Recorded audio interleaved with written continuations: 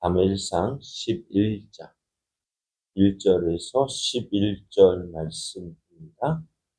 암몬 사람 나하스가 올라와서 길르앗 야베스에 맞서 진침해 야베스 모든 사람들이 나하스에게 이르되 우리와 언약하자.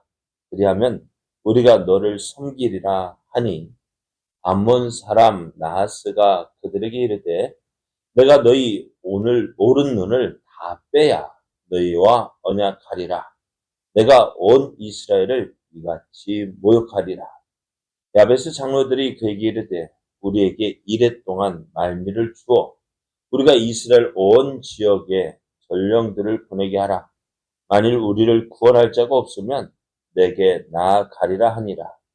이에 전령들이 사울이 사는 기브아에 이르러 이 말을 백성에게 전하매 모든 백성이 소리를 높여 울더니 마침 사울이 밭에서 소를 몰고 오다가 이르되 백성이 무슨 일로 우느냐 하니 그들이 야베스 사람의 말을 전하니라. 아멘. 할렐루야. 우리를 사랑하시는 하나님의 크신 사랑 안에서 새날이 시작되었습니다. 오늘 하루도 우리를 사랑하시는 하나님의 사랑을 믿고 그 안에서 믿음의 삶을 살아 하나님의 크신 은혜를 누리는 복된 날 되기를 예수님의 이름으로 축복합니다. 오늘 우리에게 주신 하나님 말씀을 통해서 위기는 나를 나타내는 또 다른 기회입니다. 위기는 나를 나타내는 또 다른 기회입니다. 이런 제목으로 하나님 말씀을 증거하겠습니다. 이스라엘이 하나님께 구하였던 왕이 선출이 되어졌습니다. 그 사람은 베냐민 지파 기스의 아들 사울인데요. 사울이 이스라엘의 왕으로 세워진 것은 전적으로 하나님의 뜻으로 되어진 것입니다. 하나님께서 사울을 택하셨고 또 사울을 인도해서 사무엘을 만나게 하셨습니다. 그리고 백성들 앞에서 제비를 뽑아서 이스라엘 왕으로 선택이 되어졌습니다. 사무엘은 이 사울을 이제 공식적으로 이스라엘 왕이라고 소개를 했습니다. 사울이 이스라엘 왕으로 선택이 되어졌을 때 백성들은 기뻐했고 왕의 만세를 불렀습니다. 사무엘은 나라의 제도를 백성들에게 말했고 이제 그 내용을 책에 기록하여 하나님 여호와 앞에 두었는데요. 이게 사울이 이스라엘 왕으로 선출이 되었습니다. 그러나 모든 사람이 사울이 왕됨을 인정한 것은 아니었어요. 어떤 사람은 에이, 저 같은 사람이 어떻게 우리의 왕이 되느냐 하면서 사울을 인정하지 않았습니다. 그렇게 이제 그런 가운데서 사울에게 필요한 것이 뭘까요? 이제 왕으로서 능력을 나타내는 것입니다. 온 이스라엘 가운데에서 사울이 이스라엘 왕으로서 그 백성들 앞에 그 권위를 나타내는 것인데요. 이렇게 사울이 이스라엘 왕으로 세움을 받았지만 백성들 가운데 일부는 사울을 인정하지 않았어요. 뿐만 아니라 또 사울 역시 왕으로서의 지도력을 제대로 발휘하지 못하고 있었습니다. 그 모습을 보면 어떤 모습이냐면 5절을 보면은 이제 사울이 왕이 되었음에도 불구하고 여전히 무엇을 하고 있어요? 자기 아버지 집에서 소를 몰고 있는 그런 일을 행하고 있었던 것을 보면은 이제 백성도 다 인정하지 못했고 사울을 왕으로 인정하지 아니했고 사울 역시도 왕으로서 아직 백성 그 권위를 내세우지 못하고 있었습니다. 이런 상황에서 이제 오늘 어떤 일이 벌어졌냐면요. 암몬 족속이 길랏 야베스를 공격하기 위해서 군사를 몰고 올라왔습니다. 이 암몬 족속의 공격에 이제 대항할 힘이 없던 길랏 야베스 사람들은 이제 항복하기를 결정하고 이제 항복한 후에 어떻게 할 것인지 언약을 맺자. 우리가 항복하면 어떻게 해줄래? 언약을 맺자 했습니다. 근데 이 암몬 사람들은요, 도저히 받아들일 수 없는 조건을 제시합니다. 그 조건이 어떤 조건이었느냐? 2절을 보면 암몬 사람 나하스가 그들에게 이르되 내가 너희 오른 눈을 다 빼야 너희와 언약하리라. 내가 온 이스라엘을 이같이 모욕하겠다라고 얘기합니다. 그럼 항복하는데 조건이 뭐예요? 어떻게 하겠다? 너희 오른 눈을 다 빼겠다. 그럼 그런 항복이 어디 있습니까? 그러니까 이 암몬 사람들은요, 하친할 의사가 없는 거예요. 즉 이스라엘을 공격해서 그 땅을 차지할 것, 그것이 그들의 생각이었는데요.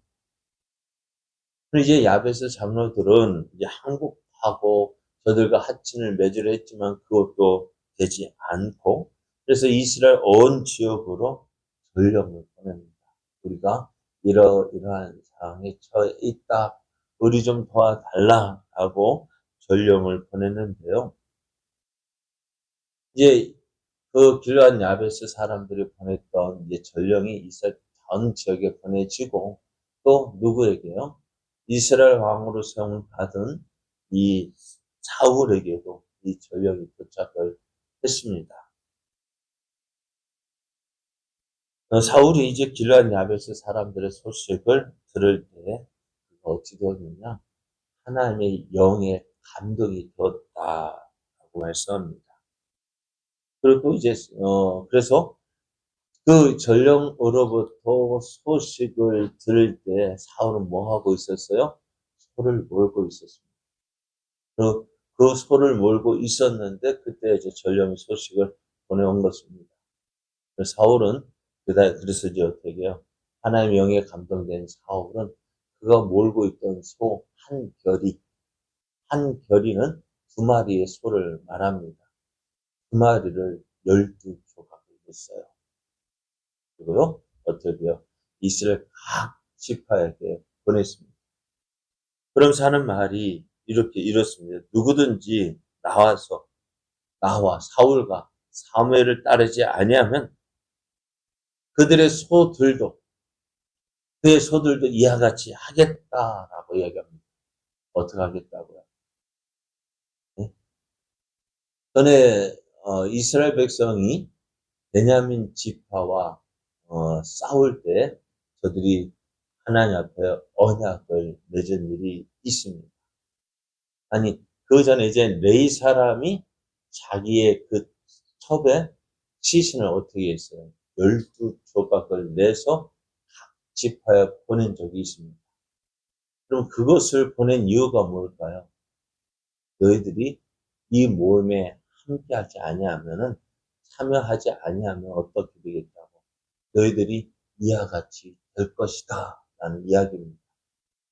오늘 사울도요, 그 길르앗 야베스 사람들의 소식을 듣고 어떻게 소를 조각 내서 이스라엘 각 지파에게 보낸 것은 너희들이 오늘 이 부름에 응하지 아니하면은 너희들의 짐승들이 이렇게 될 것이다 라는 그 경고이었던 것입니다. 그래서 이제 사울이 이렇게 온 이스라엘 앞에 그 왕으로서 내는 전령들을 보내자 백성들은 그 사무의 이 소를 받아본 백성들은 이제 하나님께서 그들과 함께 하셔서 사울과 함께 하셔서 여호와의 두려움이 온 이스라엘 백성들에게 임하게 합니다. 그 소 죽은 것을 보고 겁을 먹는다. 우리가 이 일에 함께하지 않으면 어떻게 된다. 이렇게 될 것이다. 그래서 이스라엘 백성이요, 군사를 모으고 나왔는데요. 그 숫자가 33만 명입니다. 유다 지파를 제외한 다른 지파가 30만 명이 모였고요. 또 유다 지파에서도 3만 명이 나왔습니다. 이렇게 군사가 모아지자 사울은 길란 야베스의 사람들에게 전령을 보냅니다. 그들이 이제 내일 이맘때, 너희들이 내일 해가 더워질 때, 점심때쯤에는 너희가 구원을 받을 것이다. 이 소식을 들은 길란 야베스 사람도 어떨까요? 기뻤습니다. 우리가 이제 암몬 사람에서 죽임을 당할 그러한 상황에 놓여 있었는데 지금 이스라엘이 어떻게 자기들을 구원하겠다고 하는 그 소식을 들으니 어떡해요? 너무 기뻤습니다. 너희들은 이 자기들을 구원할 군사들을 돕기 위해서 암몬 사람들에게 다시 전령을 보냅니다. 사람을 보내어서 내일 우리가 너희들에게 항복하겠다. 내가 내일 너희들에게 항복하겠다. 거짓으로 이 소식을 전합니다. 이제 길란 야베스 사람들은 항복한다는 소식을 들은 암몬 사람은 어떡할까요? 내일이면 전쟁 끝날 텐데, 그죠? 내일이면 전쟁이 끝날 거예요. 내일이면 이제 길란 야베스 사람들이 항복할 거예요. 그럼 어떡해요? 긴장이 풀리게 되었죠. 어쩌면 방심하게 되었습니다. 그리고 이제 다음날 새벽에 바울은 그 33만 명의 군대를 셋으로 나누어서 이 암몬 족속을 공격합니다. 오늘 이스라엘이 우리에게 항복할 것이다 라고 방심하고 어젯밤에 어떻게 이제 이 전쟁에서 우리가 승리했다. 아마 성경은 없었지만은 이들은 술 마시고 이제 전쟁에서의 그 승리감에 빠져서 참 방심하고 있는 그때에 사울의 군대가 저들을 공격합니다. 그래서 어떻게 되었을까요? 이스라엘은 큰 승리를 합니다. 암몬 군사가 얼마나 왔는지 모르지만은요, 이 전쟁에서 승리할 때 어떻게 했느냐, 11절을 보면은 이튿날 사울이 백성을 3대로 나누고 새벽에 적진 한 가운데로 들어가서 날이 더울 때까지 암몬 사람들을 치매 남은 자가 다 흩어졌는데요. 어찌 되었다고요? 둘도 함께한 자가 없대요. 우리가 사람들이 길을 가면 어쩌다 한 명씩 한 명 가고 두 명 만나면 그렇게 한 명이 가는데 또 한 명이 만날 수 있잖아요. 그래 둘이 뭉쳐서 갈 수 있잖아요. 그런데요. 이스라엘이 얼마나 큰 승리를 거뒀냐면은 그 둘이 함께 가는 사람들이 하나도 없대요. 그러니까 그 암몬 족속이 흩어졌는데 거르마 나살려 다 자기 살기에 바쁠 정도로 그렇게 이스라엘이 암몬 족속 도망갔고 이스라엘은 큰 승리를 거두었다라고 말씀합니다. 이게 사울이요. 이제 이스라엘 초대 왕이 되어져서 그게 왕으로서의 그 능력을 나타내 보였는데요. 오늘 이스라엘 큰 위기를 만났습니다. 근데 오늘 그 위기를 만나는 것이 어떨까요? 위험한 순간인데요. 그러나 이때에 어떻게 사울은 그 위험한 위기의 순간을 어찌했어요? 자신이 어떤 사람인지를 나타내는 기회로 삼았던 겁니다. 다른 사람이 어려움을 만나면은요, 그 어려움 앞에서, 그 위기 앞에서 벌벌 떨며 두려워합니다. 두려워서 이제 어떻게 하나 염려하고 걱정하고. 그래서 그 불안한 마음으로, 두려워하는 마음으로 그 일을 하다 보면 어떻게 될까요? 그걸 위기로 인해서 자기가 무너지게 됩니다. 그러나 오늘 그러한 위기 가운데서도 용기를 내고 또 함께 하시는 하나님을 의지하고 하나님의 도우심을 구하며 믿음으로 나아갈 때는 어떻게 돼요? 내가 하는 것이 아닙니다. 어제 말씀드린 것처럼 우리가 고난을 당하는 데에도 이유가 있는 거예요. 어려움을 당할 때도 이유가 있는 거예요. 왜 우리를 사랑하시는 하나님께서 왜 우리에게 이러한 어려움을 주실까요? 하나님의 능력이 없어서가 아닙니다. 하나님은 우리가 어려움 당하지 않도록 모든 것을 막아 주실 수 있음에도 불구하고 왜 우리에게 어려움을 주실까요? 그것을 이제 그 어려움을 우리에게 기회로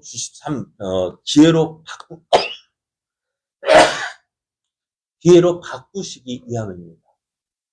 이 어려움을 통해서 하나님은 기회로 바꾸는 내가 어떤 사람인지를 보여 나타내기 위함입니다. 그러면 우리는 이 기회를 타서 어떻게 될까요? 어려움을 하나님을 만나는 기회로 삼으십시오. 하나님의 도우시는 은혜를 누리는 기회로 삼으십시오. 그럼 어떻게 될까요? 하나님께 기도하는 하나님 봐주십시오. 우리의 모습을 솔직하게 인정하고 나는 부족합니다. 성경을 보면 참 그런 모습들이 많이 있어요. 위기를 만날 때 하나님 앞에 도움을 어떻게 할까요? 내가 이런 사람입니다가 아니라 하나님 나는 부족합니다. 하나님 없으면 안 됩니다. 하나님의 도우신 은혜가 필요합니다. 하나님 나를 도와주십시오. 그렇게 하나님을 믿고 하나님을 의지할 때에 어떻게 해요? 하나님을 경험하게 되어집니다. 하나님을 체험하게 되어집니다. 하나님의 능력이 오늘 나와 함께 하심을 보게 됩니다. 여러분, 위기, 어려움을 만날 때 하나님을 만날 기회입니다. 하나님의 도우시는 은혜를 누릴 기회입니다. 이 기회를 가서 어떻게 해요? 하나님께 더 가까이 나아가십시오. 그래서 내가 어떤 사람, 하나님이 함께 하시는 그 증거를 보여주기로 습니다. 오늘도 우리가 어렵다 하지만 이 어려운 것이 나를 무너뜨리는 것이 아니라 나를 더욱 굳게 세워주는 기회가 되어주는 믿음으로 나아가 하나님의 크신 은혜를 누리는 복된 날, 은혜의 날 되기를 예수님의 이름으로 축복합니다.